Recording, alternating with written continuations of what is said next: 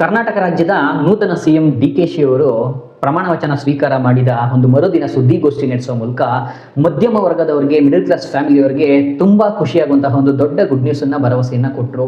ಅದೇನು ಅನ್ನೋದ್ರ ಬಗ್ಗೆ ನಾನು ಇವತ್ತಿನ ವಿಡಿಯೋದಲ್ಲಿ ತಿಳಿಸ್ತಾ ಇದ್ದೀನಿ. ಹಾಗೇನೆ ಅದ್ರ ಬಗ್ಗೆ ನುಡಿದಂತೆ ನಡೆಯುವವರೇ ನಮ್ಮ ನೂತನ ಸಿಎಂ ಎನ್ನುವಂತಹ ಪ್ರಶ್ನೆನ ಕೇಳ್ತಾ ಇದ್ದೀನಿ. ನಾನು ಇವಾಗ ನುಡಿದಂತೆ ನಡೆಯುವವರೇ ಅನ್ನೋ ಪ್ರಶ್ನೆಗೆ ಏನು ಹೇಳ್ತಾ ಇದ್ದೀನೋ ಅದ್ರ ಬಗ್ಗೆ ಈ ವಿಷಯ ಕರೆಕ್ಟ್ ಇದೆ ಅಂತ ನಿಮ್ಗೆ ಏನಾದ್ರು ಅನ್ಸಿದ್ರೆ ಈ ವಿಡಿಯೋನ ಎಷ್ಟು ಸಾಧ್ಯವಾಗುತ್ತೋ ಅಷ್ಟು ಜನಕ್ಕೂ ಸಹ ಶೇರ್ ಮಾಡಿ.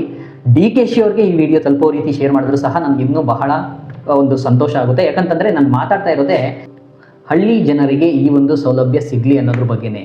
ಏನದು ಅನ್ನೋದನ್ನ ಇವತ್ತಿನ ವಿಡಿಯೋದಲ್ಲಿ ಚರ್ಚಿಸ್ತಾ ಇದ್ದೀನಿ, ನಾನು ತಿಳಿಸ್ಕೊಡ್ತಾ ಇದ್ದೀನಿ.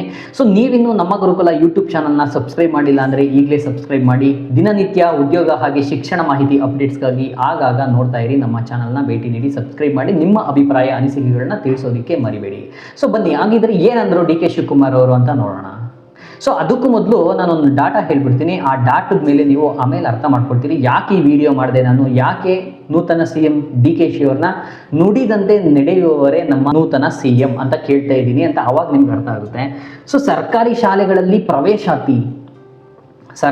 ಶಾಲೆಗಳಲ್ಲಿ ವಿದ್ಯಾರ್ಥಿಗಳ ಪ್ರವೇಶಾತಿ ಅಡ್ಮಿಷನ್ ಸಂಖ್ಯೆ 15 ವರ್ಷಗಳಲ್ಲಿ 30% ಕಡಿಮೆಯಾಗಿರೋದು.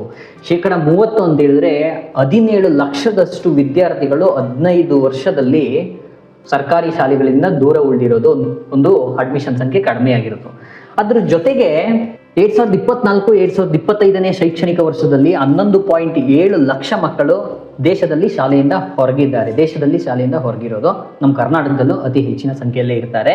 ಜೊತೆಗೆ 2014-15ನೇ ಸಾಲಿನಲ್ಲಿ ಭಾರತದಲ್ಲಿ ಒಟ್ಟು 11,07,101 ಸರ್ಕಾರಿ ಶಾಲೆಗಳಿದ್ದು, ಇವುಗಳ ಸಂಖ್ಯೆ 2024-2025ರಲ್ಲಿ 10,13,322ಕ್ಕೆ ಇಳಿದಿರೋದು. ಸೊ 10 ವರ್ಷದಲ್ಲಿ 93,779 ಶಾಲೆ ಮುಚ್ಚಿರೋದು. ನಮ್ಮ ಕರ್ನಾಟಕದಲ್ಲಿ ಅದರ ಸಂಖ್ಯೆ ಇನ್ನೂ ಜಾಸ್ತಿನೇ ಇರುತ್ತೆ.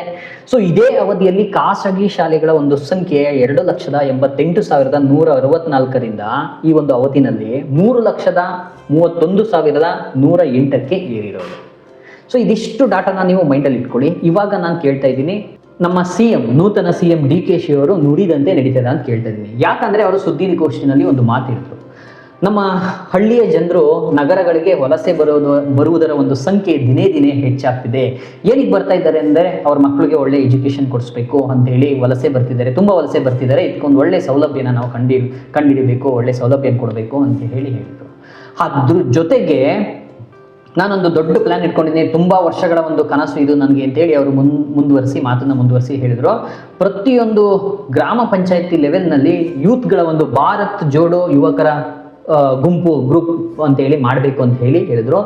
ಅದಕ್ಕೆ ಆ ಒಂದು ಗ್ರಾಮ ಪಂಚಾಯತಿ ಲೆವೆಲ್ನ ಪ್ರತಿಯೊಂದು ಗ್ರೂಪ್ಗೆ ಅಲ್ಲಿ ಒಂದು ದೇಶೀಯ ಆಟಗಳನ್ನ ಬೆಳೆಸೋದಾಗಿರ್ಬೋದು, ನಾಯಕತ್ವ ಗುಣಗಳನ್ನ ಬೆಳೆಸೋದಾಗಿರ್ಬೋದು, ಇದನ್ನ ಕಲಿಸ್ಬೇಕು ಅಂತೇಳಿ ಪ್ರತಿಯೊಂದು ಗ್ರಾಮ ಪಂಚಾಯತಿಗೆ ಒಂದೊಂದು ಗ್ರೂಪ್ ಮಾಡಬೇಕು, ಒಂದು ಸಂಘಟನೆ ಮಾಡಬೇಕು. ವಿದ್ಯಾರ್ಥಿಗಳು ನಾಯಕತ್ವ ಗುಣಗಳನ್ನ ಬೆಳೆಸ್ಕೊಳ್ಳಿಕ್ಕೆ, ದೇಶೀಯ ಆಟಗಳನ್ನ ಒಂದು ಬೆಳೆಸಿ ಉಳಿಸೋದಕ್ಕೆ ಅಂತೇಳಿ ಅದಕ್ಕೆ 10 ಲಕ್ಷ ರೂಪಾಯಿ ಅನುದಾನನ ಕೊಡಬೇಕು ಅಂತೇಳಿ ತೀರ್ಮಾನ ಮಾಡ್ತೀವಿ. ಅದ್ರ ಬಗ್ಗೆ ಯೋಚನೆ ಮಾಡ್ತಾ ಇದ್ದೀವಿ, ಅದನ್ನ ಮಾಡಬೇಕು ಅಂದ್ಕೊಂಡಿದ್ದೀನಿ ಅಂತ ಹೇಳಿದ್ರು. ಇಲ್ಲಿ ಸರ್ಕಾರಿ ಶಾಲೆಗಳಿಗೆ ಒಂದು ಉತ್ತಮವಾದ ಒಂದು ಸೌಲಭ್ಯಗಳನ್ನ, ಜಸ್ಟ್ ಊಟ ಮಾಡೋದು, ತಿನ್ನೋದು, ಮೊಟ್ಟೆ, ಬಾಳೆಹಣ್ಣು, ಬಿಸಿ ಊಟ ಇವೆಲ್ಲ ಕೊಡ್ತಾ ಇದ್ದಾರೆ. ಆದರೆ KPS ಶಾಲೆಗಳನ್ನ ಕೊಡ್ತೀವಿ ಅಂತೇಳಿ ಇದ್ರ ಜೊತೆಗೆ ಸರ್ಕಾರಿ ಶಾಲೆಗಳು ಏನು 80ಕ್ಕಿಂತ ಕಡಿಮೆ ಇದಾವೋ ಅಡ್ಮಿಷನ್ ಸಂಖ್ಯೆ, ಅದನ್ನ ಕ್ಲೋಸ್ ಮಾಡಬೇಕು ಅಂತ ಹೇಳಿ KPS ಮಾದರಿ ಶಾಲೆ ಅಂತೇಳಿ ಅದನ್ನ ಪ್ರಮೋಟ್ ಮಾಡಿ ಅಲ್ಲಿ ಸರ್ಕಾರಿ ಶಾಲೆ ಮುಚ್ಚಬೇಕು ಅಂತೇಳಿ ಪ್ಲಾನ್ ಮಾಡ್ತಾ ಇದ್ದಾರೆ. ಸೊ ಇಲ್ಲಿ ಅದ್ರ ಜೊತೆಗೆ ನಾವು ವಲಸಿಗರ ಸಂಖ್ಯೆನ ಕಡಿಮೆ ಮಾಡಬೇಕು. ಅವ್ರು ಅಲ್ಲೇ ಒಂದು ಒಳ್ಳೆ ಸೌಲಭ್ಯನ ಪಡ್ಕೊಂಡ್ರೆ ಏನು ನಮ್ಮ ಮಕ್ಳಿಗೆ ಒಳ್ಳೆ ಎಜುಕೇಶನ್ ಸಿಗಬೇಕು ಅಂತೇಳಿ ಪೋಷಕರು, ಮಿಡಲ್ ಕ್ಲಾಸ್ ಫ್ಯಾಮಿಲಿಯವರು, ಬಡವರು, ಬಡತನದಲ್ಲಿ ಇರೋರು ಅವ್ರಿಗೆಲ್ಲ ಒಳ್ಳೆ ಶಾಲೆಗಳನ್ನ ಮತ್ತೆ ಶಾಲೆಗಳಿಗೆ ಶಿಕ್ಷಕರನ್ನ, ಮುಖ್ಯವಾಗಿ ಮೊಟ್ಟೆ, ಬಾಳೆಹಣ್ಣು, ಬಿಸಿ ಊಟ ಬಿಟ್ಟು ಒಳ್ಳೆ ಶಿಕ್ಷಕರನ್ನ ಮತ್ತೆ ಕೊಠಡಿಗಳು ಇದ್ರೂ ಸಹ ಇಲ್ಲದೆ ಹೋದ್ರೂ ಸಹ ಅಡ್ಜಸ್ಟ್ ಮಾಡ್ಕೊಬಿಡ್ತಾರೆ. ಆದರೆ ಶಿಕ್ಷಕರ ಇಲ್ದೇ ಪಾಠ ಹೇಗೆ ಮಾಡೋಕ್ಕಾಗುತ್ತೆ? ಸೊ ಇಂದಿನ ಜಾಗತಿಕ ವಿದ್ಯಮಾನದಲ್ಲಿ ವಿದ್ಯಾರ್ಥಿಗಳು ಅವರ ನಾಯಕತ್ವ ಗುಣಗಳು ಬೆಳೆಸ್ಕೊಳ್ಳೋದ್ರ ಜೊತೆಗೆ ಒಂದು ಮೌಲ್ಯಯುತ ಶಿಕ್ಷಣ ಪಡ್ಕೊಳ್ಳೋದ್ರ ಜೊತೆಗೆ ಅವರು ಮೇಲ್ ಬರಬೇಕು, ಒಂದೊಳ್ಳೆ ವಿದ್ಯಾಭ್ಯಾಸನ ಪಡ್ಕೋಬೇಕು, ಒಂದೊಳ್ಳೆ ಕೆಲಸನ ಪಡ್ಕೋಬೇಕು ಅಂತ ಹೇಳಿದ್ರೆ ಅವರಿಗೆ ಬೇಕಾದದ್ದು ಇವತ್ತಿನ ಜಾಗತಿಕ ವಿದ್ಯಮಾನದಲ್ಲಿ ಟ್ರೆಂಡ್ನಲ್ಲಿ ಇಂಗ್ಲಿಷ್ ಶಿಕ್ಷಣ. ಇಂಗ್ಲಿಷ್ ಮೀಡಿಯಂ ಶಿಕ್ಷಣ. ಸೊ ಆ ಶಿಕ್ಷಣನ KPS ಶಾಲೆಗಳಲ್ಲಿ ಮಾತ್ರ ಕೊಡ್ತೀವಿ ಅಂತ ಹೇಳಿ ಮುಂದೋಗ್ತಿರೋದು. ಆಂಗ್ಲ ಮಾಧ್ಯಮ ಮತ್ತು ಕನ್ನಡ ಮಾಧ್ಯಮ ಎರಡರಲ್ಲೂ ಕೊಡ್ತೀವಿ ಅಂತ ಮುಂದೋಗ್ತಿದ್ದಾರೆ.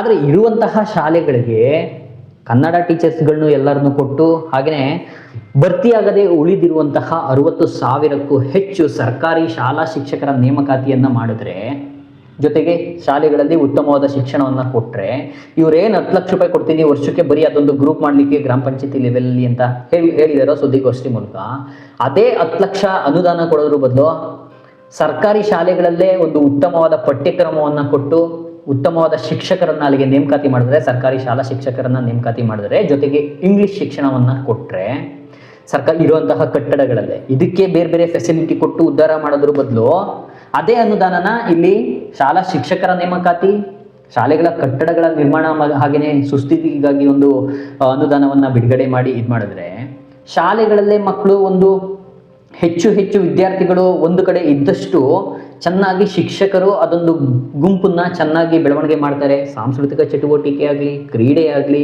ಎಲ್ಲನೂ ಸಹ ಮ್ಯಾನೇಜ್ ಮಾಡ್ಕೊಂಡು ಹೋಗ್ತಾರೆ, ಎಲ್ಲನೂ ಸಹ ಮಾಡ್ತಾರೆ. ಮೊದಲೆಲ್ಲ ಪ್ರತಿಭಾ ಕಾರಂಜಿ, ಹಾಗೆಯೇ ಜಿಲ್ಲಾ ಮಟ್ಟದಲ್ಲಿ, ತಾಲೂಕು ಮಟ್ಟದಲ್ಲಿ ಕ್ರೀಡೆಗಳು ನಡೀತಿದ್ವು, ಒಂದು ಕ್ರೀಡಾ ಸ್ಪರ್ಧೆಗಳು ನಡೀತಿದ್ವು ಸರ್ಕಾರಿ ಶಾಲೆಯ ಒಂದು ವಿದ್ಯಾರ್ಥಿಗಳಿಗಾಗಿ. ಈಗ ಅವೆಲ್ಲ ತೀರಾ ಕಡಿಮೆ ಹೋಗ್ಬಿಟ್ಟಿದೆ. ಸೊ ಇಲ್ಲಿ ನಾನು ಕೇಳ್ತಾ ಇರೋದು, ಉತ್ತಮ ಒಂದು ಎಜುಕೇಷನ್ ಕೊಡಿಸ್ಲಿಕ್ಕೆ, ವಿದ್ಯಾರ್ಥಿಗಳಿಗೆ ತಮ್ಮ ಮಕ್ಕಳಿಗೆ ಉತ್ತಮವಾದ ಎಜುಕೇಷನ್ ಕೊಡಿಸ್ಲಿಕ್ಕೆ ವಲಸೆ ಬರ್ತಿದ್ದಾರೆ. ಅದಕ್ಕೆಲ್ಲ ನಾವು ಪರಿಹಾರನ ಕಂಡ್ಕೋಬೇಕು, ಅದಕ್ಕೆಲ್ಲ ಪರಿಹಾರ ಆಗೋ ರೀತಿ ನಾವು ಯೋಜನೆಗಳನ್ನ ರೂಪಿಸ್ತೀವಿ ಅಂತ ಏನು ಹೇಳ್ತಿದ್ದೀರೋ, ಸೊ ಇದಿಷ್ಟನ್ನ ಕೊಟ್ಟರೆ ಅವ್ರ ಮಕ್ಕಳಿಗೆ ಅವ್ರ ಎಜುಕೇಷನ್ನ ಅಲ್ಲೇ ಕೊಡಿಸ್ಕೊಳ್ಳೋಂತಹ ಅವಕಾಶ ಸಿಕ್ಕಿದ್ರೆ ಅವರು ಸಿಟಿಗಳಿಗೆ ಬರೋದೇ ಇಲ್ಲ, ಅಲ್ಲೇ ಸೇರಿಸ್ತಾರೆ, ವಲಸೆನೂ ಬರಲ್ಲ. ಸೊ ಯಾಕೆ ಅಂತಂದ್ರೆ, ಇವತ್ತು 1 ಎಕರೆಯಿಂದ 2 ಎಕರೆ ಇರುವಂತಹ ಹಳ್ಳಿಗಳಲ್ಲಿ ಏನು 1 ಎಕರೆಯಿಂದ 2 ಎಕರೆ 3 ಎಕರೆವರೆಗೂ ಸಹ ಒಂದು ಜಮೀನು ಇದ್ರೂ ಸಹ ಇನ್ನೂ ಸಹ ರೈತರು ವರ್ಷಕ್ಕೆ 1 ಲಕ್ಷ 2 ಲಕ್ಷ ಆದಾಯದಲ್ಲಿ ಮಾತ್ರ ಇರೋದು. 1 ಎಕರೆ ಇದ್ರೂ ಸಹ 60,000, 1.5 ಲಕ್ಷ 2 ಲಕ್ಷ ಮೀರಿ ಅವರು ಆದಾಯನ ಮಾಡೋಕ್ಕಾಗ್ತಿಲ್ಲ 1 ಎಕರೆ ಜಮೀನು ಇದ್ರೂ ಸಹ. ಸೊ ಆಗ ಆಬ್ವಿಯಸ್ಲಿ ಅವ್ರು ಏನು ಮಾಡ್ತಾರೆ, ವಲಸೆನೇ ಬರೋದು. ಆ 1 ಲಕ್ಷ 2 ಲಕ್ಷದಲ್ಲಿ ಉತ್ತಮವಾದ ಎಜುಕೇಷನ್ ಕೊಡಿಸ್ಬೇಕು ಅಂತಂದ್ರೆ ಸರ್ಕಾರಿ ಶಾಲೆಗಳಲ್ಲಿ ಶಿಕ್ಷಕರಿಲ್ಲ. ಜೊತೆಗೆ ಬಹುದೊಡ್ಡ ಪ್ರಶ್ನೆ ಅಂತ ಹೇಳಿದ್ರೆ ಇಂಗ್ಲಿಷ್ ಮೀಡಿಯಂ ಶಿಕ್ಷಣ ಸಿಗ್ತಾ ಇಲ್ಲ ಅವರಿಗೆ. ಇಂಗ್ಲಿಷ್ ಮೀಡಿಯಂ ಶಿಕ್ಷಣ ಕೊಡಿಸ್ಬೇಕು ಅಂದ್ರೆ ವರ್ಷಕ್ಕೆ 60,000ದಿಂದ 1.5 ಲಕ್ಷ ಆದ್ರೂ ಆಯ್ತು, 2 ಲಕ್ಷ ಆದ್ರೂ ಆಯ್ತು, ಸರ್ಕಾರಿ ಖಾಸಗಿ ಶಾಲೆಗಳಿಗೆ ಫೀಸ್ನೇ ಕಟ್ಟಬೇಕು. ಅವರು 2 ಲಕ್ಷದಲ್ಲಿ ಏನೇನು ಮಾಡೋಕ್ಕೆ ಸಾಧ್ಯ? 1 ಎಕರೆ 2 ಎಕರೆ ಜಮೀನು ಇಟ್ಕೊಂಡು.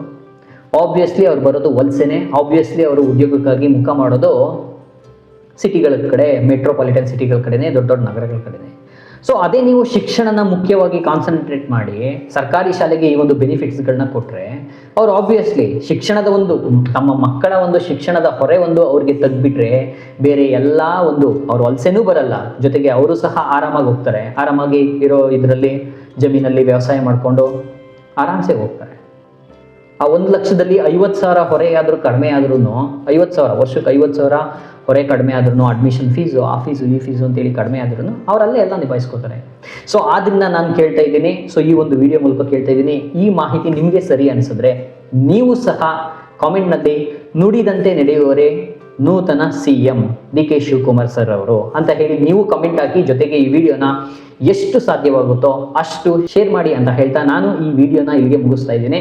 ಸೊ ಮತ್ತೊಂದು ವಿಡಿಯೋದಲ್ಲಿ ಮತ್ತೊಂದು ಉದ್ಯೋಗ ಅಥವಾ ಶಿಕ್ಷಣ ಮಾಹಿತಿಯೊಂದಿಗೆ ನಾನು ಬರ್ತೀನಿ. ನೋಡ್ತಾ ಇರಿ ನಮ್ಮ ಗುರುಕುಲ ಯೂಟ್ಯೂಬ್ ಚಾನಲ್. ಧನ್ಯವಾದಗಳು. ಬಾಯ್ ಬಾಯ್.